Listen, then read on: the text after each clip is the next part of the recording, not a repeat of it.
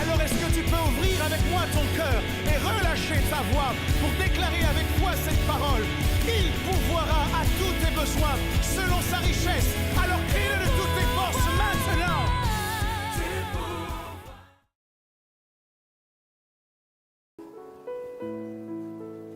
Les Chinois disent Shidao. Les Espagnols disent orar. Les Italiens disent pregare. Les Portugais disent rezar. Les Anglais disent pray. Et les Français disent prier. Alléluia. Pour ne citer que ceci. Depuis que le monde existe, chaque génération, chaque peuple a toujours eu, d'une certaine manière, recours à la prière. Alléluia.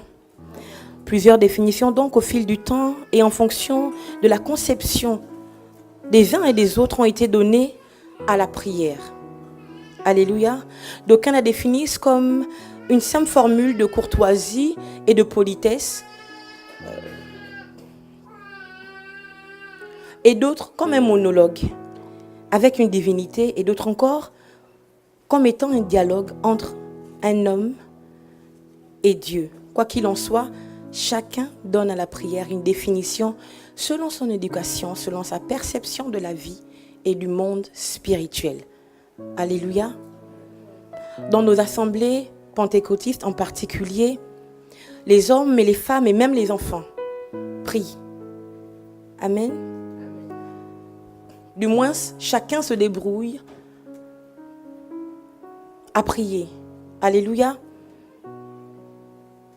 Et tous sont persuadés que ce que le diable combat, c'est leur assiduité dans la prière. Mais aujourd'hui, je viens vous dire autre chose. J'ai réalisé que ce que le diable combat, ce n'est pas notre assiduité à la prière. Alléluia. Ce qu'il combat, c'est l'efficacité de nos prières. Amen. Je réalise que plus le temps passe, et d'ailleurs, nous le voyons très bien, les chrétiens sont conscients qu'il faut qu'ils prient. C'est pour ça que dans la plupart des églises, il y a au moins un culte de prière dans la semaine. Alléluia.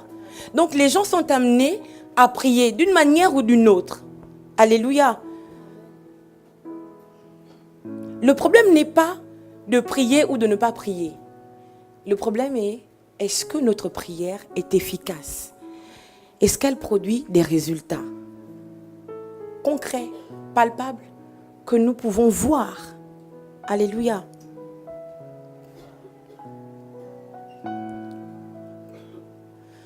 En étudiant la parole, j'ai réalisé que ceux que Dieu avait appelés et qui avaient reçu la grâce de faire que les choses arrivent, pour prier, avaient besoin d'aller dans des hauts lieux. La Bible me parle de cette histoire. Le prophète Élisée, qui a prophétisé sur la vie d'une femme, et il lui a dit qu'elle aurait un enfant. Après des années de stérilité, elle a fini par avoir un enfant. Et cet enfant est mort. Ce que cette femme fait, elle pose l'enfant dans la chambre de l'homme de Dieu. Non, je vais dire autrement. La Bible dit qu'elle pose l'enfant dans la chambre haute. Alléluia. Et elle va à la rencontre de l'homme de Dieu. Et cet homme de Dieu était sur la montagne. Amen. Et Jésus-Christ aussi, lui, quand il arrive, il aimait se retirer sur la montagne pour prier. C'est un élément capital.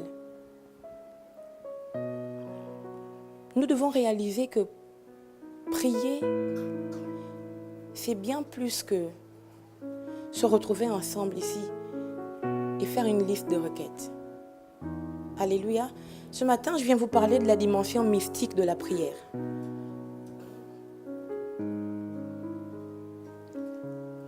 Ce Celui qui veut prier et qui veut espérer avoir des résultats doit d'abord monter.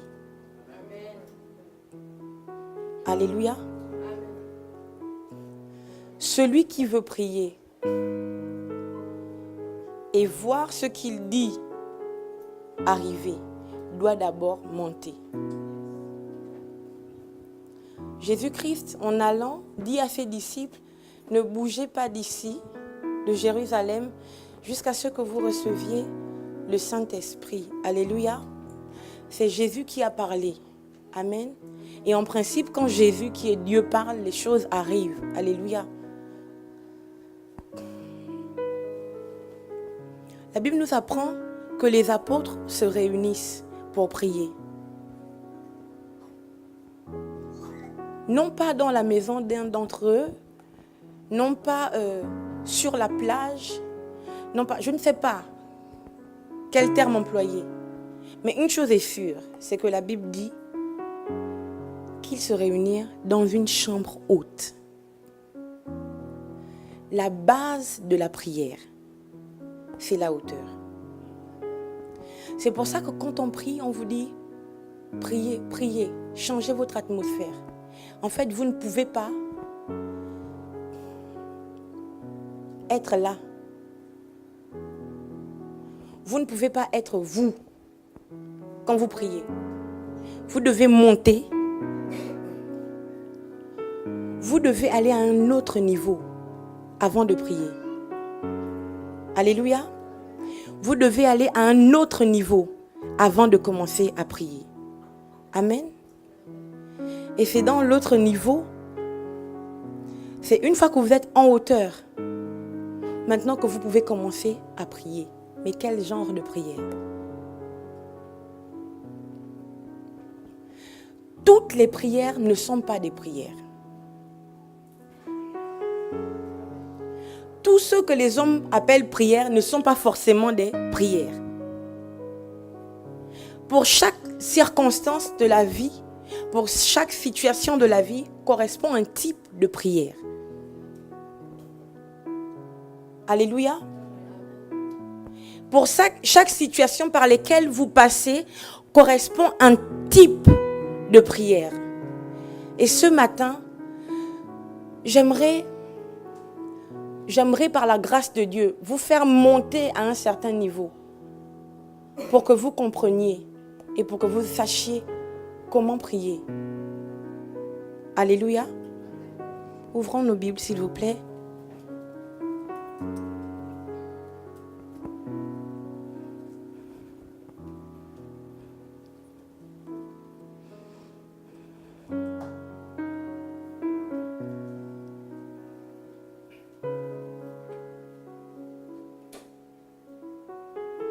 Dans le livre de Matthieu 17.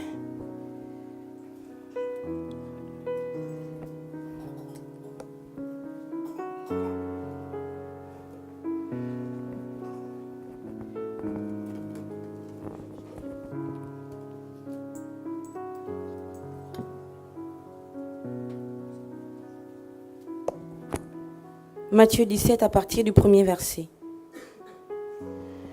6 jours après, Jésus prit avec lui Pierre, Jacques et Jean, son frère, et il les conduisit à l'écart sur une autre montagne. Il fut transfiguré devant eux, son visage resplendit comme le soleil et ses vêtements devinrent blancs comme la lumière. Et voici, Moïse et Élie leur apparurent s'entretenant avec lui. Pierre, prenant la parole, dit à Jésus, « Seigneur, il est bon que nous soyons ici. Si tu le veux, je dresserai ici 3 tentes. Une pour toi, une pour Moïse et une pour Élie. » Matthieu 17 à partir du verset 11. On aurait pu tout lire directement, mais je vais aller un peu plus vite alors.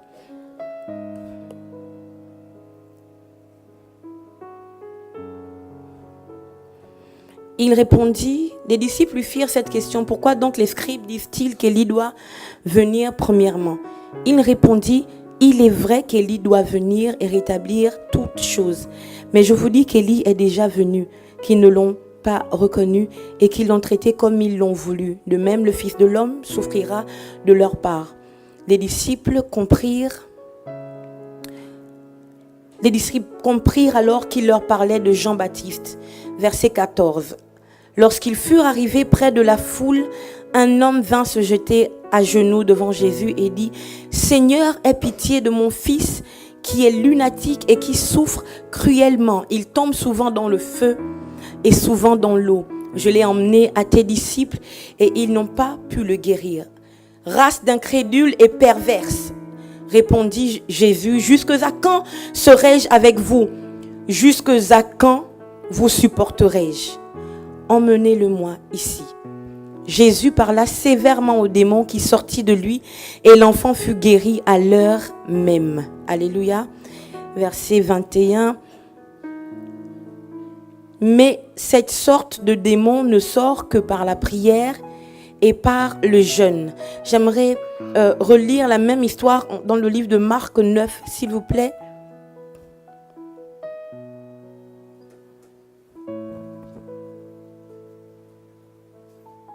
Verset 1er, il leur dit encore, je vous le dis en vérité, quelques-uns de ceux qui sont ici ne mourront point qu'ils n'aient vu le royaume de Dieu venir avec puissance. Alléluia. 6 jours après, Jésus prit avec lui Pierre, Jacques et Jean et il les conduisit à l'écart sur une haute montagne. Il fut transfiguré devant eux. Ses vêtements devinrent resplendissants et d'une telle blancheur qu'il n'est pas de foulon sur la terre qui puisse blanchir ainsi. Élie et Moïse leur apparurent s'entretenant avec Jésus. Pierre, prenant la parole, dit à Jésus, Rabbi, il est bon que nous soyons ici. Dressons 3 tentes, une pour toi, une pour Moïse et une pour Élie. Car il ne savait pas que dire, l'effroi l'ayant saisi. Une nuée vint les couvrir et de la nuée sortit une voix. Celui-ci est mon fils bien-aimé. Écoutez-le. Aussitôt les disciples regardèrent tout autour et ils ne virent que Jésus seul avec eux. Comme ils descendaient de la montagne, Jésus leur demanda de ne dire à personne ce qu'ils avaient vu jusqu'à ce que le Fils de l'homme fût ressuscité des morts. Ils retinrent cette parole, se demandant entre eux ce que c'est que ressusciter des morts. Les disciples lui firent cette question. Pourquoi les scribes disent-ils qu'il faut qu'Élie vienne premièrement? Il leur répondit, Élie viendra premièrement et rétablira toutes choses. Et pourquoi est-il écrit du Fils de l'homme qu'il doit souffrir beaucoup et être méprisé? Mais je vous dis qu'Élie est venu et qu'ils l'ont traité comme ils ont voulu, selon qu'il est écrit de lui. Lorsqu'ils furent arrivés près des disciples, ils virent autour d'eux une grande foule et des scribes qui discutaient avec eux. Dès que la foule vit Jésus, elle fut surprise et accourut pour le saluer. Il leur demanda, sur quoi discutez-vous avec eux? Et un homme de la foule lui répondit, Maître, j'ai amené auprès de toi mon fils qui est possédé d'un esprit muet. En quelque lieu qu'il le saisisse, il le jette par terre. L'enfant écume, grince des dents et devient tout raide. J'ai prié tes disciples de chasser l'esprit et ils n'ont pas pu. Race d'incrédules, leur dit Jésus, jusqu'à quand serai-je avec vous? Jusqu'à quand vous supporterai-je? Amenez-le. On le lui amena. Et aussitôt que l'enfant vit Jésus, l'esprit l'agita avec violence. Il tomba par terre et se roulait en écumant. Jésus demanda au Père, combien y a-t-il de temps que cela lui arrive? Depuis son enfance, répondit-il. Et souvent, l'esprit l'a jeté dans le feu et dans l'eau pour le faire périr. Si tu peux quelque chose, viens à notre secours. Aie compassion de nous. Jésus lui dit, si tu peux, tout est possible à celui qui croit. Aussitôt, le père de l'enfant s'écria, je crois, viens au secours de mon incrédulité. Alléluia. Jésus, voyant accourir la foule, menaça l'esprit impur et lui dit, esprit muet et sourd, je te l'ordonne, sors de cet enfant et n'y rentre plus. Et il sortit en poussant des cris, En l'agitant avec une grande violence, l'enfant devint comme mort, de sorte que plusieurs disaient qu'il était mort. Mais Jésus, l'ayant pris par la main, le fit lever. Et il se tint debout. Alléluia. Voici une très belle histoire, un très beau et puissant témoignage que je vais utiliser pour vous parler de la dimension mystique de la prière. Alléluia. Jésus donc va avec ses disciples sur la montagne. Il s'en va pour prier. Alléluia. Et quelque chose se passe. La Bible déclare que Pierre se rend compte que Jésus-Christ vit ce qu'on appelle la transfiguration. La transfiguration est un mot grec qui signifie métamorphose. Alléluia. Donc Jésus est monté sur la montagne dans le but de prier. Mais quelque chose s'est produit là-bas. C'est que le visage de Jésus était devenu comme du soleil. Et ses vêtements étaient d'un blanc éclatant, du jamais vu sur la surface de la terre. Alléluia. Qu'est-ce à dire? Vous ne pouvez pas commencer à prier si vous n'êtes pas monté. Je l'avais déjà dit. N'est-ce pas? Et même quand vous êtes monté, vous ne pouvez pas redescendre comme vous êtes monté. Alléluia. Si vous êtes monté pour prier, il est donc clair que vous ne redescendrez pas comme vous êtes monté. La Bible déclare dans le livre d'Exode que Moïse, lui aussi, est monté pour parler à Dieu. C'est très bien parce que la Bible ne dit même pas pour prier. La Bible dit pour parler. Et la Bible déclare que Moïse est descendu. Lui aussi avait le visage rayonnant de lumière, à tel point qu'il était obligé de mettre un foulard, un voile devant son visage, parce qu'il resplendissait de lumière. Quel est ce genre de prière qui fait que notre visage ressemble à du soleil? Quel est ce genre de prière qui fait que nos vêtements sont complètement transformés? Quel est ce genre de prière qui nous métamorphose complètement? Jusqu'ici, les gens ont cru que la prière était un exercice naturel. Mais moi, je viens vous dire que la prière est une pratique mystique.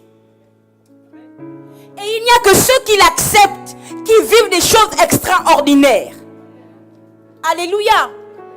Si vous continuez de croire que la prière est quelque chose que l'on fait de manière naturelle, vous ne verrez pas vos prières être exaucées. Mais si vous changez de mentalité, si vous changez de dimension et que vous réalisez que la prière n'est pas quelque chose de naturel, mais la prière est quelque chose de surnaturel. La prière est quelque chose de métaphysique, quelque chose de paranormal. Si vous réalisez ces choses, vous n'allez pas voir seulement vos prières être exaucées. Vous allez voir Dieu.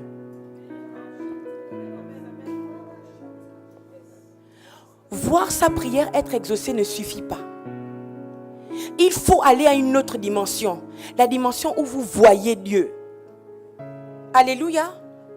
C'est parce que vous avez vu Dieu qu'il n'y a aucune parole qui puisse vous déstabiliser. Si vous avez vu Dieu, il n'y a rien qui puisse vous déstabiliser. Il n'y a rien qui puisse vous faire douter. Si vous avez vu Dieu. Alléluia. Et ce n'est pas la dimension de la prière naturelle qui nous emmène à voir Dieu. Amen. Donc Jésus est sur cette montagne. Son visage a complètement changé. Ses vêtements ont complètement changé. C'est normal que lorsque vous rentrez en contact avec Dieu, que vous changiez. Alléluia. Et en réalité, les gens autour doivent le voir. Alléluia. Il doit voir que vous avez changé, que votre visage a changé, que vos vêtements ont changé, que la personne que vous êtes a complètement changé. Ça, c'est si vous êtes monté en prière pour voir Dieu. Mais si vous êtes monté en prière, je dis monter en prière parce que j'avais dit au début que pour prier, il faut d'abord monter. Alléluia. Si vous êtes monté en prière,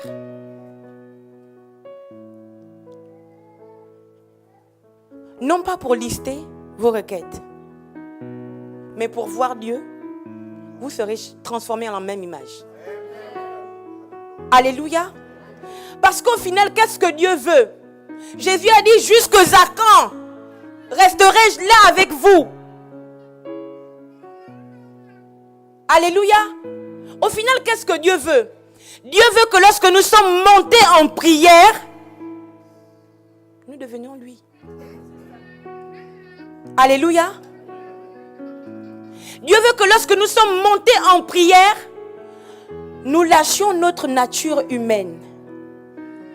Dieu veut que lorsque nous sommes montés en prière, nous soyons capables de faire exactement ce que lui, il fait. Dieu veut que lorsque nous sommes montés en prière, nous réussissons à faire que les choses surnaturelles deviennent naturelles pour nous et pour notre entourage. C'était tellement naturel pour Pierre de voir Jésus-Christ transfiguré, de voir Élie et Moïse, qu'il dit à Jésus, je vais dresser 3 tentes.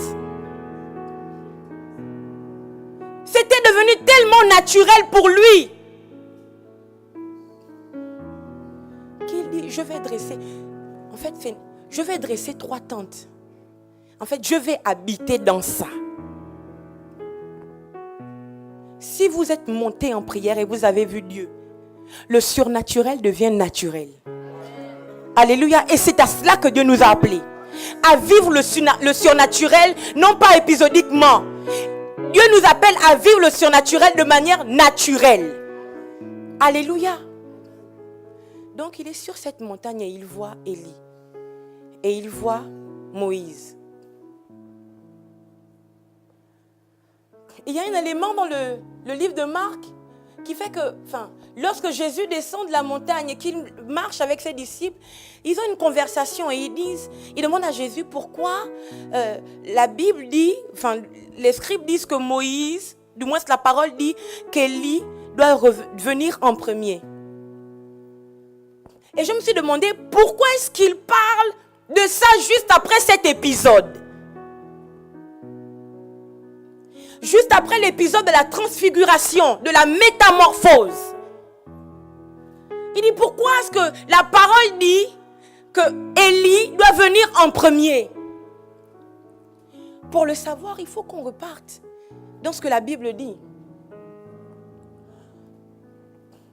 Quand Jésus parle, il répond et on se rend compte que il dit que Élie est déjà venu. Mais les gens l'ont traité comme ils ont voulu. Et puis ils se rendent compte que Jésus parle de Jean le Baptiste. Alléluia. Donc aujourd'hui, on va repartir pour connaître l'histoire d'Élie. Pour que nous comprenions pourquoi est-ce que Dieu parle de ça à ce moment-là, juste après cet épisode. La Bible déclare que Élie a vécu dans une époque où la confusion avait gagné le pays. Toute la nation d'Israël. C'est-à-dire que le peuple que Dieu avait fait sortir d'Égypte, le peuple qui avait vu Moïse ouvrir les eaux, le peuple qui avait vu l'eau changer en sang, le peuple qui avait vu tous les premiers-nés d'Égypte mourir et eux ils ont été épargnés. Ce peuple-là n'arrivait plus à distinguer qui était Dieu. Il ne pouvait plus faire la différence entre Dieu, l'Éternel, le Dieu d'Abraham, d'Isaac et de Jacob, et le faux Dieu Baal. C'était un temps de confusion. Et ce qu'Élie fait, Élie convoque le peuple, il convoque les prophètes de Baal. Et il dit, on va dresser chacun son autel. Les prophètes de Baal vont dresser leur autel. Et Élie, le prophète de l'Éternel, va dresser son autel. Chacun va choisir un taureau. Et chacun le posera sur son autel. Le Dieu qui répondra par le feu, alléluia, c'est ce Dieu-là qui sera l'Éternel et qui sera Dieu en Israël. Et il y a aussi une autre histoire, un autre élément que la Bible nous apprend par rapport à Élie. C'est que Élie, à un moment donné, a déclaré que pendant 3 ans, la pluie ne tombera plus. Le ciel sera fermé. Le ciel sera fermé. Alléluia. Et puis le même Élie a encore parlé pour que le ciel s'ouvre et pour que la pluie tombe. Alléluia. Repartons donc dans la réponse de Jésus. Il dit qu'Élie est déjà venu. Et il fait découvrir aux apôtres que Élie, c'était Jean le Baptiste. Et la Bible déclare que Jean le Baptiste était dans la même situation qu'Élie. Jean le Baptiste priait, criait dans le désert pour que les enfants d'Israël reviennent à l'Éternel. Qu'ils reconsidèrent leur voie, qu'ils considèrent que l'Éternel est Dieu. Alléluia. Et Jean-Baptiste, lui aussi, a vécu un élément semblable à celui d'Élie. De la même manière que Jean, qu'Élie a porté le taureau sur l'autel pour faire descendre le feu. De la même manière, Jean aussi a présenté un agneau. Alléluia. Jésus arrive et puis Jean pointe du doigt. Il dit, voici l'agneau de Dieu qui ôte le péché du monde. Et ce qui est extraordinaire, c'est que quand Jean rentre en contact avec l'agneau et que Jean plonge l'agneau dans les eaux, le ciel aussi s'ouvre. Comme Élie a ouvert le ciel pour que la pluie tombe. Quand Jean a plongé l'agneau, le ciel aussi s'est ouvert. Et pour Jean, ce n'était pas la pluie qui est tombée. C'était celui qui a la capacité d'être pluie, feu, eau et tout. Qui est tombé. Qu'est-ce que j'essaie de dire? J'essaie de dire que lorsque vous priez, vous devez être capable d'être comme Élie et d'être comme Jean. La prière, la connexion que vous avez avec Dieu doit ouvrir le ciel. Vous êtes fatigué de ne rien recevoir de la vie? Vous êtes fatigué de ne rien recevoir de ce monde? C'est normal. Vos grâces ne sont pas là. Vos grâces sont là-bas en haut. Et c'est cette dimension de la prière mystique qui ouvre le ciel pour que les grâces d'en haut tombent et viennent jusqu'à vous sur la terre. Mais si vous priez naturel, si vous priez comme des hommes, si vous ne passez pas l'étape d'être transfiguré, d'être métamorphosé, en fait, de monter, d'être transfiguré, d'être métamorphosé, ne vous attendez pas à ce que le ciel s'ouvre. Alléluia. La Bible dit donc que Jésus arrive devant cet homme, ce père, qui avait son enfant sourd et muet. Et cet homme dit à Jésus, j'ai emmené mon enfant vers tes disciples. Je les ai priés de faire quelque chose. Et rien ne s'est produit. Voici un homme aussi qui a prié. Alléluia. Et rien ne s'est produit. Il explique à Jésus que ça dure depuis son enfance. Alléluia. Et il explique à Jésus que cet esprit, quand il saisit son enfant, cet esprit le jette dans le feu ou dans l'eau pour le faire périr. Alléluia. Vous passez par des situations où vous savez que cette situation, si vous ne faites pas quelque chose, vous allez périr. Amen. Et c'est là que vous avez besoin de l'intervention divine. La Bible déclare que les disciples ont échoué. Alléluia. Ils ont échoué. Ils n'ont pas réussi à vaincre cet esprit. Or, la veille, avant cet événement, Jésus est monté en prière. Jésus a été transfiguré. Jésus a vu ses vêtements changer. Et Jésus a rencontré Élie et Moïse. Je vous expliquais que Élie était celui qui a manié le feu. Alléluia. Élie est celui qui a bâti l'autel et qui a fait que Dieu réponde par le feu. Alléluia. Moïse est celui qui a été porté par les eaux. Moïse est ce prophète-là qui a frappé le rocher pour que le rocher sorte de l'eau dans le désert. Moïse est le prophète qui a levé le bâton et qui a séparé la mer Rouge en deux pour que les hommes passent à sec. Alléluia. Et justement après cette rencontre, Jésus-Christ est confronté à une situation où il y a un esprit maléfique qui emmène quelqu'un soit dans l'eau, soit dans le feu. Qu'est-ce que j'essaie de dire? Les apôtres, les disciples ont échoué. Je vais le redire autrement. Ce n'était ni Pierre, ni Jacques, ni Jean. Parce que quand Pierre, Jacques et Jean sortent de là, ils sont avec Jésus, ils discutent. Et c'est là qu'ils rencontrent d'autres disciples de Jésus. Donc, qui ont essayé de délivrer cet enfant. Alléluia. Et eux, ils ont échoué. Amen. Ce qui se passe, c'est que Jésus n'échoue pas. Pourquoi? Parce que la nuit, quand il est monté en prière, il y a eu un transfert.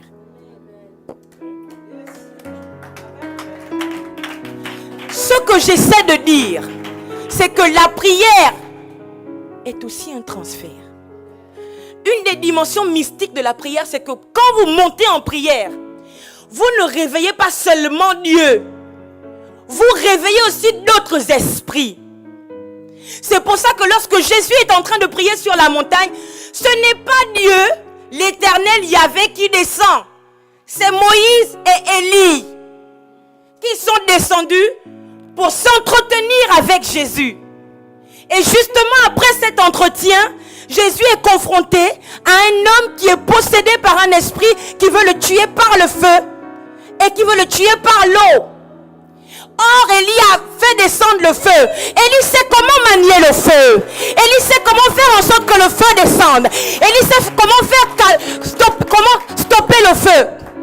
Or, Moïse a manié les eaux. Moïse sait comment ouvrir les eaux.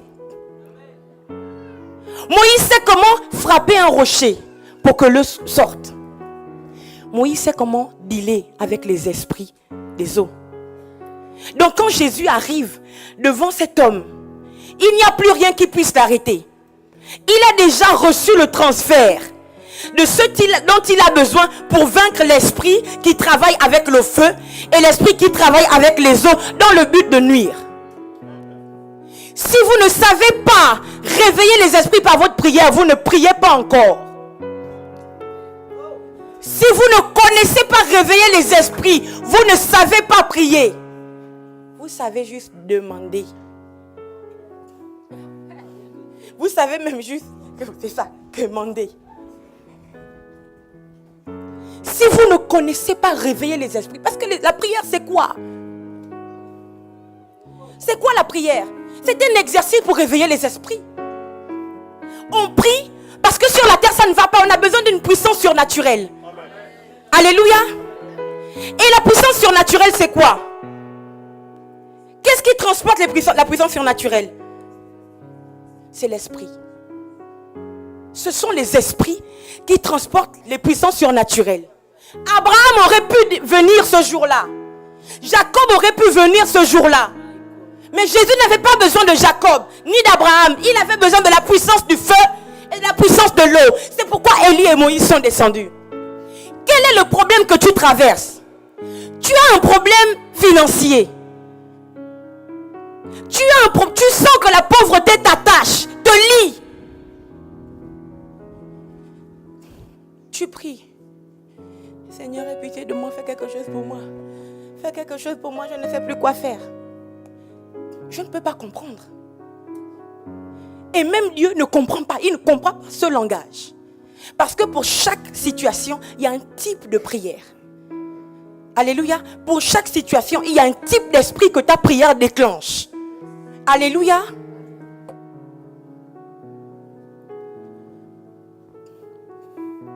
Si vous priez en désordre, alléluia. Si vous priez en désordre, votre prière n'effrayera pas le diable. Votre prière ne vous aidera pas. Votre prière sera totalement inefficace. Alléluia. Jésus-Christ donc rencontre Moïse et Élie. Et quand il est confronté à cet esprit qui emmène cet enfant dans les eaux et dans le feu pour le détruire, il sait ce qu'il faut dire. Et il y a une onction en fait qui le couvre. Il y a une onction sur lui. Il y a une onction sur lui qui fait que l'esprit maléfique ne peut pas résister à Jésus. Alléluia. La prière est un transfert. Je ne comprends pas pourquoi est-ce que quand on dit aux gens, prions, attrapez-vous les uns les autres, il y a des gens dans la salle qui ne s'attrapent pas.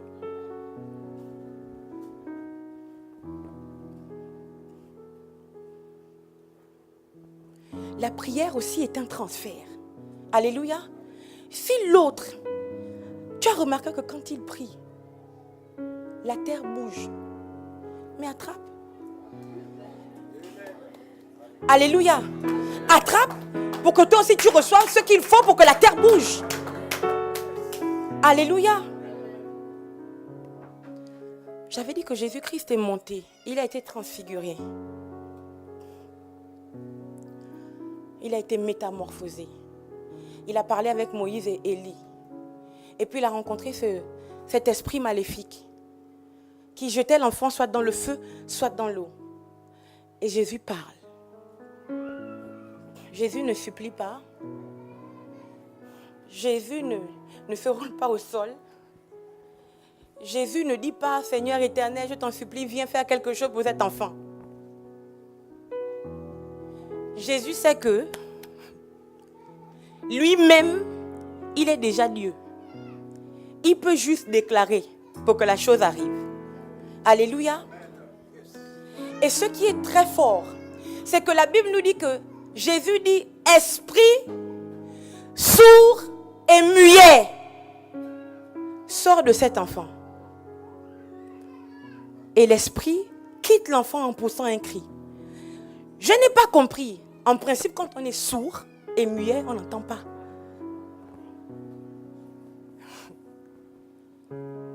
Quand on est sourd et muet, alléluia, on n'entend pas.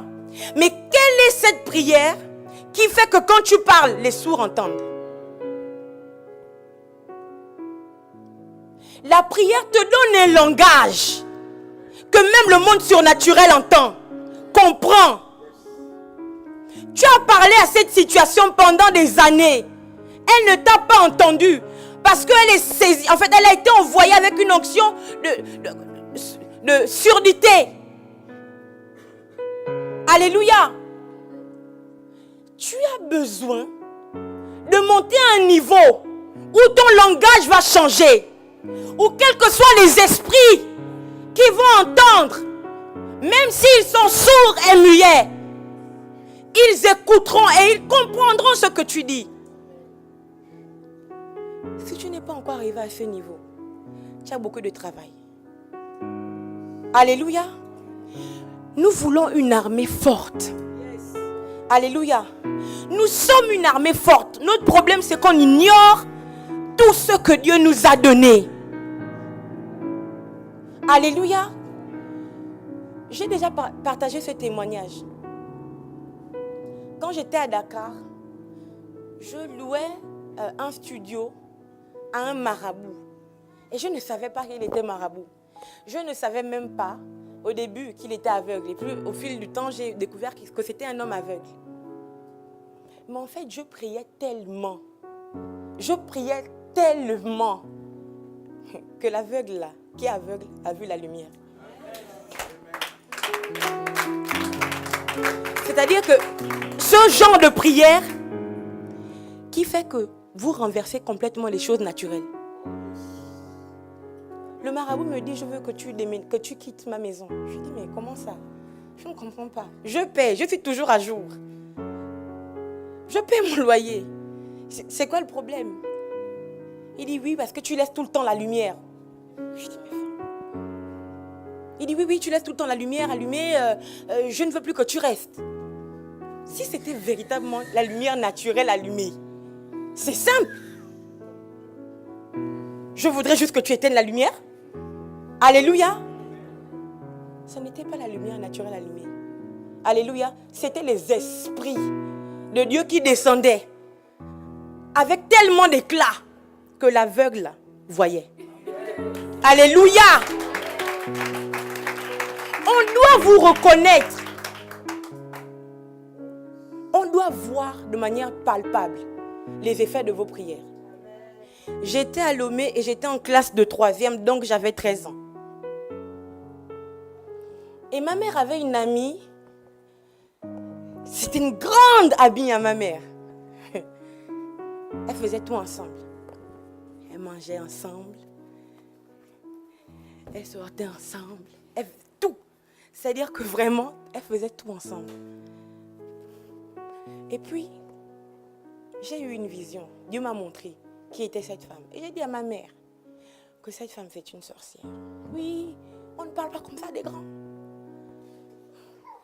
Tu arrêtes ça. Ce n'est pas vrai, elle ne me croyait pas. Alléluia. Et puis, elle a commencé, ma mère a commencé à passer des nuits blanches. Elle ne pouvait plus dormir parce qu'il y avait des chauves-souris qui venaient à sa fenêtre toutes les nuits faire du tapage. Elle avait maigri comme pas possible. Au point que elle est allée jusqu'à voir un pasteur du christianisme céleste parce qu'elle avait besoin qu'on la sauve.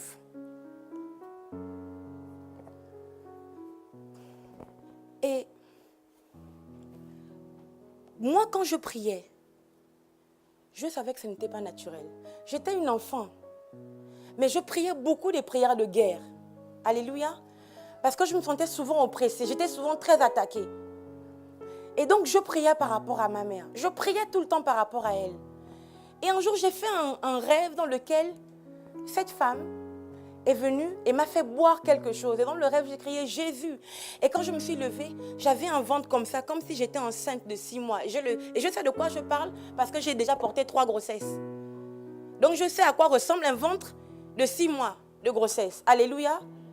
Et j'avais comme un truc là qui me dérangeait. Je ne me sentais plus bien. C'était compliqué. Et je suis allée cogner dans la chambre de ma mère pour qu'elle vienne. Elle regarde mon ventre. Et là, je lis son visage. Je sais qu'elle est effrayée. Elle ne sait pas quoi faire. Je continue de prier. Je n'ai pas dormi jusqu'à 6h du matin. Et quand je vais prendre ma douche, je me brosse les dents. Je me dis, j'irai quand même à l'école. J'ai prié toute la nuit. Je suis allée pour me brosser les dents, j'ai commencé à vomir. Je me souviendrai toujours de cette histoire, parce que ça m'a marqué. La veille, j'avais mangé le poulet fumé aux lentilles avec la banane plantain mûre. Je m'en souviens comme si c'était hier. Mais quand j'ai vomi, c'est comme s'il y avait quelques secondes, on a coupé en morceaux la banane plantain, on m'a fait avaler. Ça veut dire que depuis le midi jusqu'au lendemain le matin, le truc est entier. C'était clair que mystiquement, elle est venue pour m'empoisonner. Et donc ma mère a appelé une des mamies qui était dans la cour commune, une femme togolaise aussi. Elle est venue regarder, elle dit, je pense qu'on a empoisonné ton enfant. Tu n'as pas eu un songe? Et là j'ai dit oui, j'ai fait un rêve.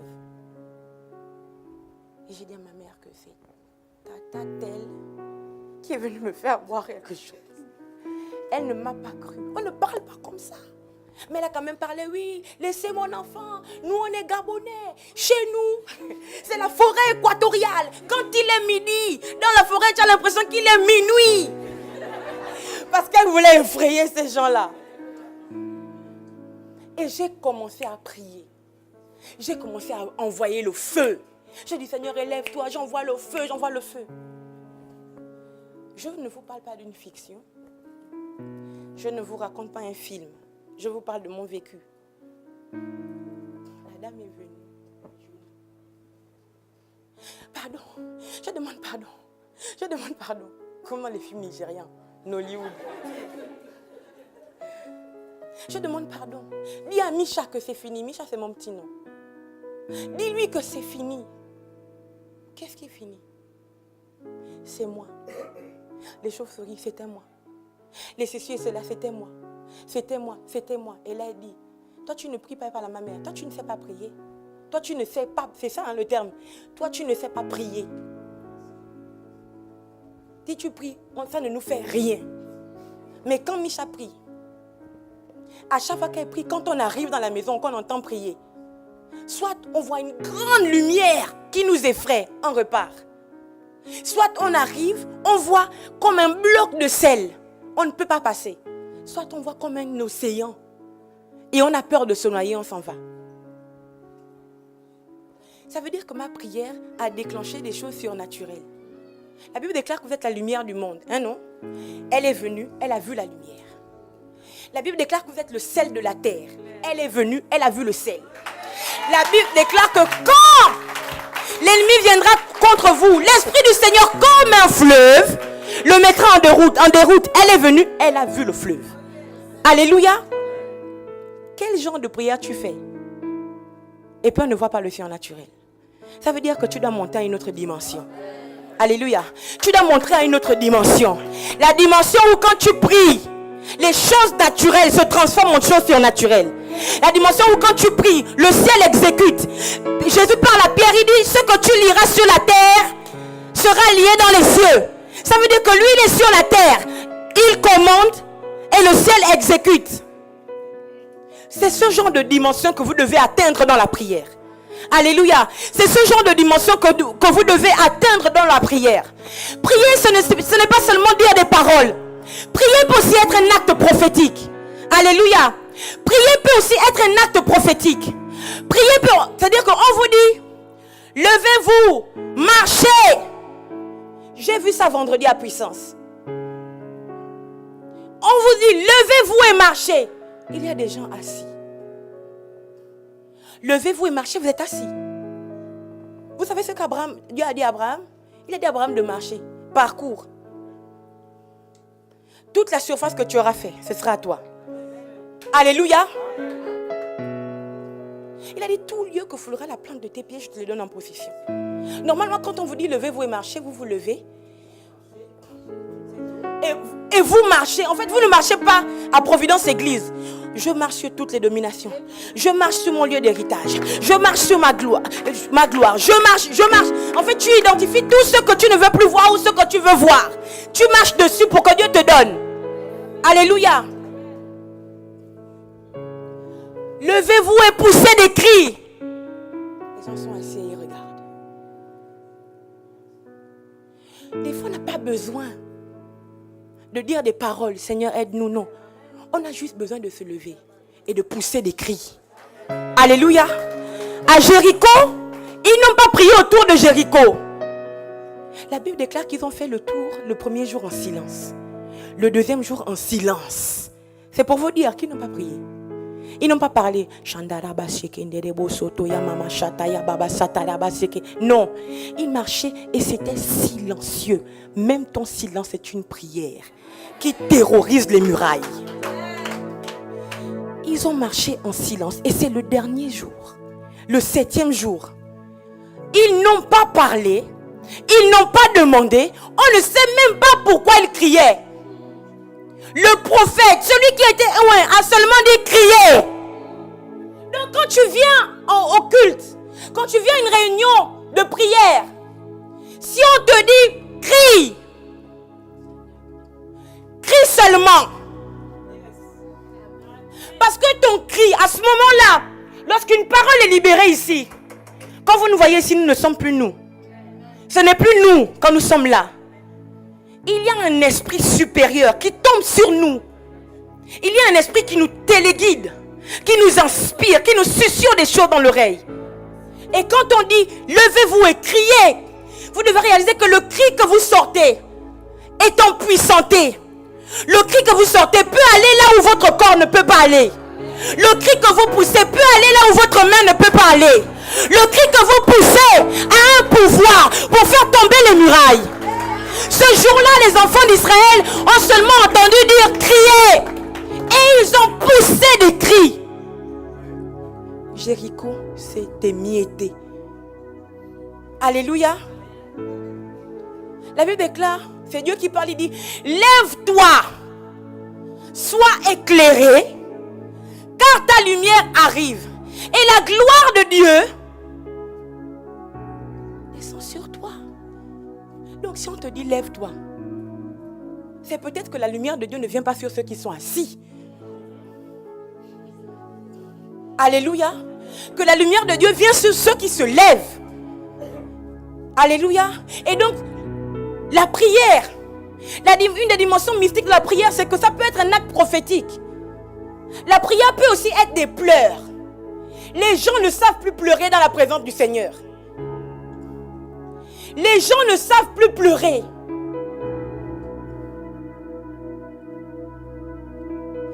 Des prophètes avant de prophétiser disaient appeler les pleureuses. Il y a des pleurs qui sont plus puissantes que les phrases. Je faisais le témoignage à l'apôtre Aounou qui était là. Je lui disais que quand je passe par une situation terrible, dès que je pleure, on n'attend pas 2 jours. Dieu règle ça rapidement. Alléluia. Le frère Niki ici était attaqué. Il était très malade. Et je ne pleurais pas. Quand je priais, je ne pleurais pas. Je priais, je faisais la guerre, je renverse. Et quelques temps plus tard, je sentais le Saint-Esprit qui voulait que je pleure. Et je me disais, non, c'est ma chair, je suis charnelle. J'aime trop pleurer. On est en guerre. Quand on est en guerre, on ne pleure pas. Je résistais et je résistais. Ce jour-là, j'ai tellement résisté. Et puis je suis allée le voir, c'était un mardi. Je l'ai vu. Je résistais. Le pasteur Sandy était témoin. J'étais très triste ce jour-là. Je résistais. Je ne voulais pas pleurer. Mais je sentais à l'intérieur de moi que Dieu voulait que mes larmes coulent. Et je combattais. Je me disais, si je pleure, c'est comme si je m'avouais vaincue. C'est comme si Dieu n'était pas capable. Non. En fait, Dieu voulait que je déclenche. Larmes pleure. Alléluia. Et quand je suis rentrée chez moi, je suis allée dans ma salle de bain. Et là, j'ai craqué. J'ai pleuré. Je ne disais pas, Seigneur, au secours. Oh, Seigneur, s'il te plaît. Non, je pleurais seulement. Le lendemain, le pasteur Sandy m'a appelé. Il me dit que les médecins ils sont étonnés. Vraiment, ils s'en remettent très vite. Et tout. En fait, c'était, on ne sait pas. On attend. Là, il n'y a plus qu'à attendre. On ne sait pas. Il y aura peut-être des séquelles au cerveau. On ne sait pas. Et puis, le lendemain, non, apparemment, vraiment, le Seigneur est bon. Je dis,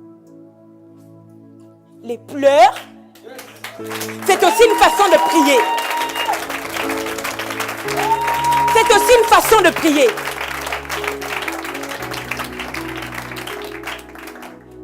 Vous devez savoir quel est l'élément prophétique que Dieu vous a donné. Alléluia. Vous avez une bouche, c'est vrai, mais la bouche ne suffit pas. Quand Dieu parle à Ézéchiel, il dit, fils de l'homme, prophétise, bas des mains. Fils de l'homme, prophétise et bas des mains. Prophétise et bas des mains. Et on dit, battez des mains, battez des mains, battez des mains. Les gens se regardent, ils se regardent, ils posent des questions. Est-ce qu'on bat des mains, on ne bat pas des mains, on fait quoi? Il dit, bats des mains. Et moi, je me saisis de l'épée du carnage. Quand tu bats des mains, tu es en train d'encourager Dieu. Tu déclenches l'onction, la partie guerrière de Dieu. Quand tu bats des mains, Dieu sent qu'il y a quelque chose qui se passe. Vous savez, c'est comme un footballeur ou un boxeur. Quand c'est presque à la fin, il est là sur le ring. Et puis les gens crient son nom. Jésus, Jésus, Jésus, Jésus, Jésus, Jésus. Jésus sent que là on l'appelle. Jésus sent qu'il y a quelque chose. Il se sent encouragé. Il se sent encouragé. Il sent qu'il y a quelque chose qui me réveille. En plus on me célèbre. Et là la force monte. La force monte quel que soit le temps que ta situation a duré. Quand tu commences à battre des mains, Dieu se lève. Il ne dit pas que je vais saisir une petite arme pour venir caresser. Il dit que je me saisis de l'épée pour en faire un carnage. Donc on ne devrait pas vous encourager à acclamer. Parce que le fait de battre des mains, c'est une prière qui est plus puissante que le fait de parler. Alléluia.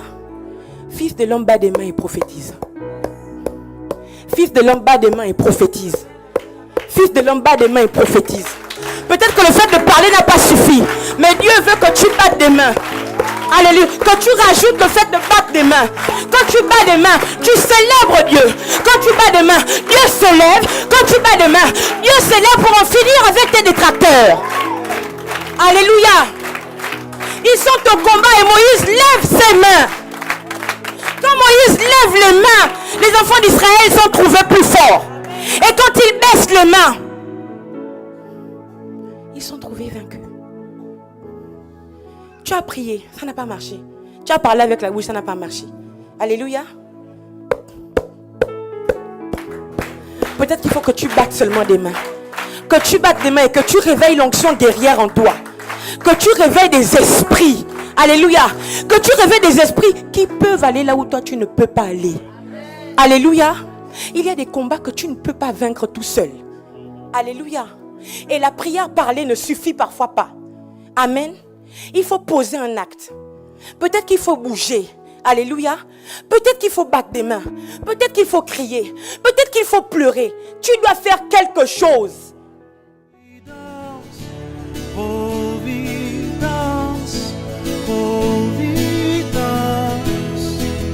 Une fois d'avant.